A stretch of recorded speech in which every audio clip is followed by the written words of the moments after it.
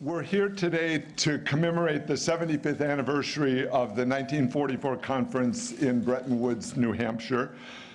As you all know, the conference led to the creation of the International Bank for Reconstruction and Development, now the World Bank, of which I'm president.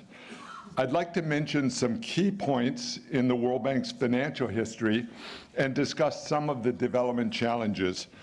Many more details are in my essay in the Bretton Woods 75 compendium. When the Bretton Woods Conference opened on the evening of July 1st, 1944, battles raged across Europe and the Pacific. U.S. Treasury Secretary Henry Morgenthau, the chair of the conference, urged the delegates from 44 countries to create, quote, a dynamic world economy in which people of every nation will be able to realize their potentialities in peace, to raise their own standards of living and enjoy increasingly the fruits of material progress. The bank started operations in 1947, collecting capital subscriptions from shareholders and from shareholding countries and approving its first loan. That loan was a straightforward operation based on a short letter of application from France outlining France's reconstruction program. The World Bank issued its first bond in July 1947 and made a $250 million loan to France for equipment and raw material purchases. That's, in today's dollars, $2.85 billion, still one of the largest loans in the bank's history. Reconstruction remained one of the bank's key activities. I was in Osaka, Japan for the G20 meetings in June and rode the bullet train to Tokyo. The World Bank helped finance it in the early 1960s in time for the 1964 Tokyo Olympics. Soon afterward, Japan was able to graduate from World Bank financing and quickly became a major donor of the World Bank.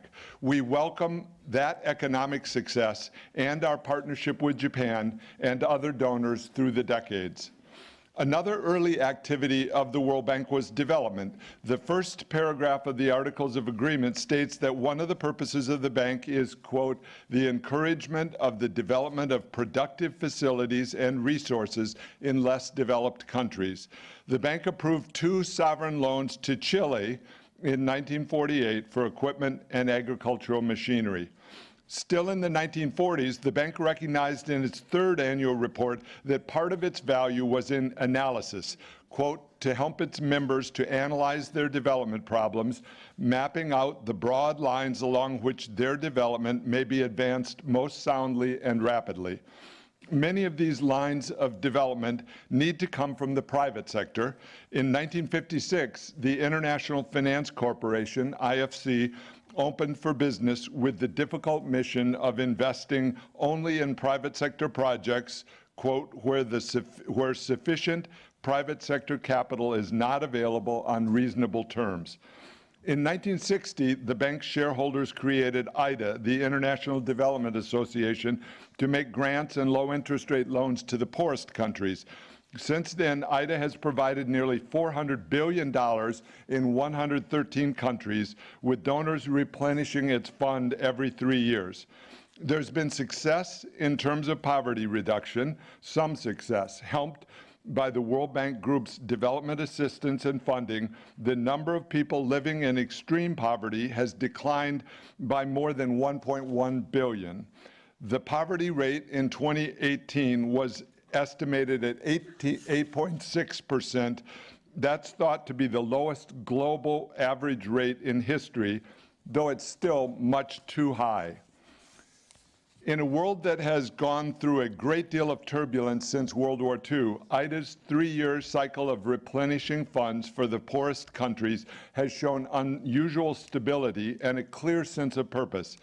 By the end of 2019, we hope to conclude discussions on IDA 19, the 19th replenishment, with France, our host today, playing a strong leadership role in the replenishment process in encouraging the development community's focus on the, and in encouraging the development community's focus on the Sahel. The needs facing IDA and the world are great, more than 700 million people still live in extreme poverty. In sub-Saharan Africa, the numbers are growing, not declining, and 15 million new jobs would be needed every year to keep up with the population growth there. Current economic growth rates will not be sufficient to achieve the ambitious goals that we all have for sustainable development. Just as the World Bank and development policy evolved during the 75 years since the Bretton Woods Conference, so too did development finance. The bank pioneered the currency swap in 1981, swapping US dollars for Swiss francs and Deutschmarks with IBM. The original World Bank sovereign loan documents became much longer with clauses regarding negative pledges and pari passu. Oil exporters borrowed heavily in the 1970s using commercial bank loans that were syndicated to hundreds of participants, creating very difficult debt restructurings in the 1980s. I worked for Treasury Secretary James Baker in the 1980s on debt problems, and then on the bond securitization process for Secretary Brady when I was head of the Developing Nations and MDB part of Treasury in the Reagan administration. With Secretary Brady, I attended the World Bank and IMF annual meetings in Berlin in the fall of 1988, and I note the vital importance of the World Bank and other international financial institutions in the development of Eastern Europe after the fall of the Berlin Wall and the Soviet Union. In 1989, the World Bank issued the first globally traded and settled bond. It eliminated pricing disparities between the United States and Europe, reducing the World Bank's borrowing costs.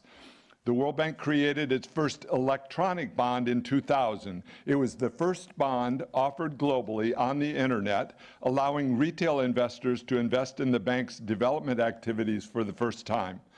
8 years later, the bank issued the world's first green bond. For the first time, investors could directly support climate projects without incurring the project risk, helping change the way investors decide how to allocate their investments for a balance of risk, reward, and developmental impact. In 2018, the bank and shareholders developed a capital increase package for both the IBRD and IFC. The IBRD portion encourages graduation and a differential pricing structure that will help shift resources toward borrowers that need it most. It develops a sustainable lending limit that can help the bank's effectiveness. The IFC capital increase builds on the experience that a country's private sector environment and its development plan, core early ideas in the Articles of Agreement of the World Bank, are critical to meeting the bank's mission of ending poverty and shared prosperity.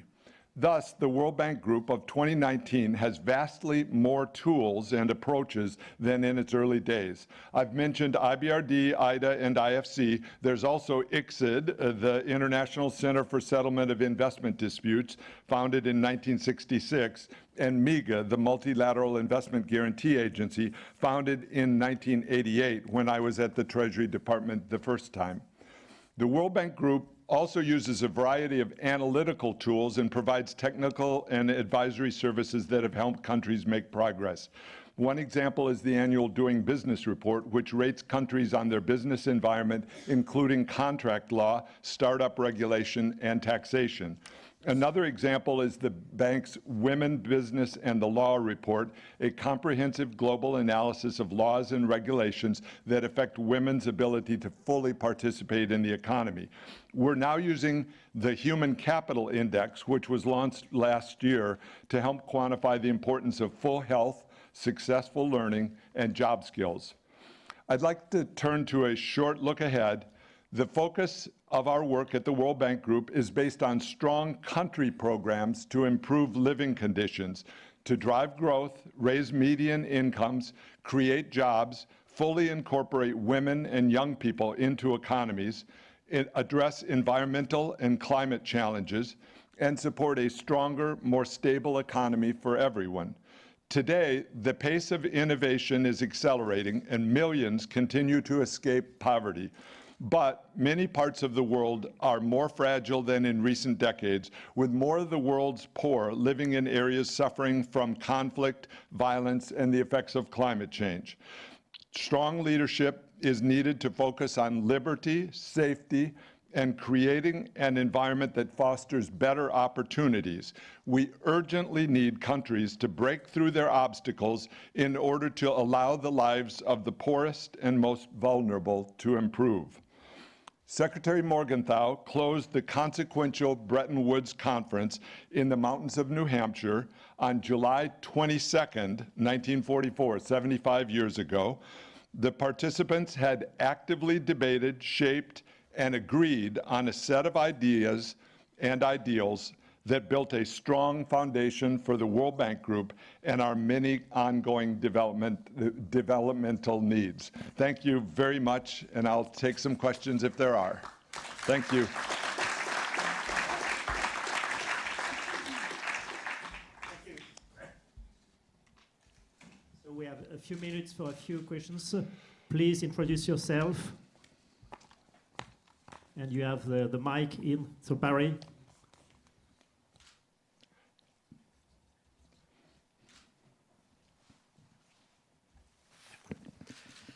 Barry Eichengreen. Can you tell us a little bit about your current thinking regarding World Bank lending to middle-income countries? Should it, and under what circumstances? Thank you, Dr. Eichengreen. And it's a pleasure to see everyone in the audience, and I'm floored by the participation and the challenges that we face on development. For middle-income countries, the graduation process is part of the idea. My hope is that countries do so well that they will move gradually away from World Bank borrowing.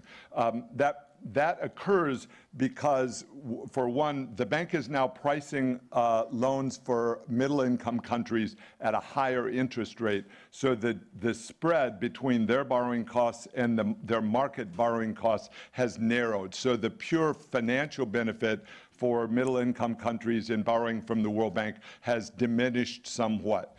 In addition, in the capital increase of 2018, we championed and pushed the idea that if countries that are doing well could borrow less, that left more resources for countries that really need it the most. So one of the activities of the international community is, I think, to encourage resources to go toward countries that need it more. Rather than thinking of the World Bank as a source of debt, countries should think of it as, if necessary, a source of debt, which is something that we will encourage as we go along.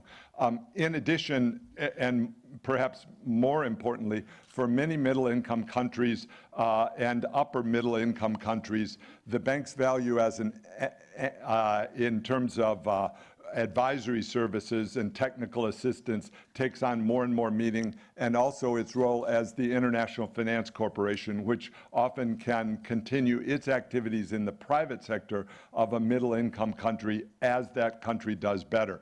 So MIGA, IFC, technical advisory services take on an increasing role in middle-income countries and provide a full suite of products as they make their economic advance. Question in the middle from the gentleman. Thank you. My name is Sufyan Ahmed. I'm the former Minister of Finance of Ethiopia. I have been the minister for quite a long time, over 20 years. I have the first experience how the bank, the World Bank, contributed to the poverty reduction in Africa in general, and particularly in Ethiopia, where we have been managed to reduce poverty by over 50% in 1 decade. The role of IDA, particularly for less developed countries, is very critical, is very important in this respect. But given the current situation, we are also aware that the availability of resource for the bank is limited. To be more effective, the bank really has to coordinate with other multilateral institutions at the G20 EPG group report indicates that the bank can play a very critical role. So I want to ask the President how he sees the challenge and the opportunities of Africa in attaining the sustainable development global goals and also addressing the environmental challenge that faces the world. Thank you. Thank you. Thank you very much. And I see Tharman has joined us, and the Imminent Persons Group report talked some very much about this challenge and the challenge of how to coordinate among the international financial institutions given the limited use of resources. And so I was in Ethiopia at the end of April and saw World Bank programs that are reducing poverty, but the population growth is strong and the number of people still in extreme poverty is too high. And so it's incumbent on all of us and the urgency of the international development community to focus resources in Ethiopia, but also in the other countries of sub-Saharan Africa that are experiencing high poverty is extreme, is supremely urgent. And so Addis Ababa recently hosted the meeting of IDA 19, which talked about the themes or developed more of the themes of for poverty reduction and alleviation techniques and goals within the constraint of limited limited resources. So I wanted to mention what the importance of country platforms as we think about how countries develop. And I mentioned in my speech the Articles of Agreement of the bank and the original Bretton Woods conference thought about it in terms of a development path for countries. And so to me, the country platforms encapsulate that donors working together under the guidance of the country, ideally with the leadership, strong leadership of the country itself. The donor community can provide resources as the country changes its policies in ways that make it more successful. In Ethiopia specifically, there's an urgent need to reduce the role of state-owned enterprises that are monopolies within the economy. Ethiopia has leftover monopolies in shipping, in agriculture, in various business activities, and a difficulty making progress in private sector business formation, all of which are areas that the World Bank is working on. I know the International Monetary Fund also looks carefully at countries such as Ethiopia, but ones that have great needs, and that becomes a critical part of the team or of the cooperation that is taking place in sub-Saharan Africa. I mentioned in my remarks the importance of really strong leadership in countries with the goal of higher living standards, of better lives for the people, and then with a very focused, with a great deal of focus on specific changes within the business climate that make it less unattractive for business.